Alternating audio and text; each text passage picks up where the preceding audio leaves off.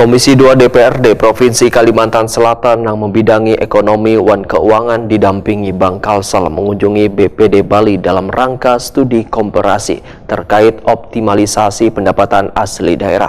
Besokan Senin 29 April 2024. Komparasi ke BPD Bali ini dikarenakan banyak yang harus ditingkatkan di Kalimantan Selatan supaya BPD Kalsel bisa menjadi lebih maju dan lebih baik.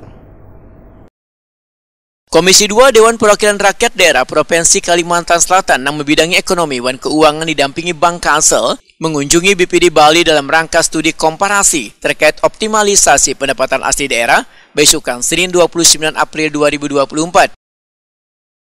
Ketua Komisi 2 DPRD Kalimantan Selatan Imam Suprastowo memedahkan Kalimantan Selatan masih tertinggal terkait digitalisasi hingga akses keuangan untuk berbagai kalangan warga. Jika ini bisa dioptimalkan, maka potensinya besar bagi pendapatan asli daerah.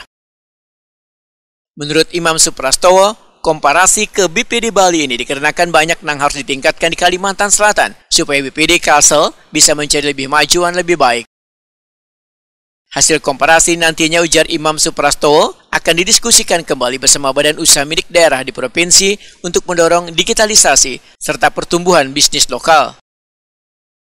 Direktur Utama BPD Bali Inyoman Sudarma menyatakan BPD Bali terus berupaya meningkatkan transformasi digital dalam melakukan layanan perbankan untuk mewujudkan bank yang kuat, berdaya saing tinggi, dan terkemuka dalam melayani UMKM serta berkontribusi bagi pertumbuhan perekonomian daerah yang berkelanjutan. Inyoman Sudarma berharap segala prestasi maupun yang baik dilakukan BPD Bali dapat diterapkan di BPD Kalsel, begitu pula sebaliknya.